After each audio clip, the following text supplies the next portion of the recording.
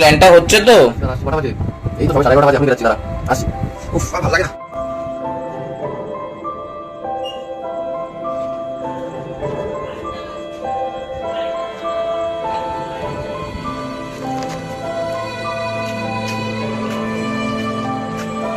রোজকার মতো আজও সবকিছু স্বাভাবিকই ছিল, কিন্তু আজ আমাদের সাথে যা হতে চলেছিল তা সম্পর্কে আমরা কেউই অবগত ছিলাম না।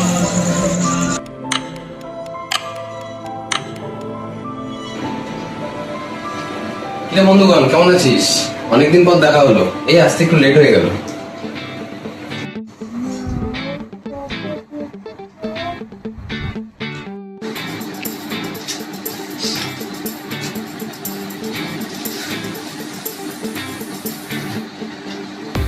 আজকে যে +4 দিবি, এই কাঠ চিবিয়ে তোদেরকে খাইয়ে দেবো।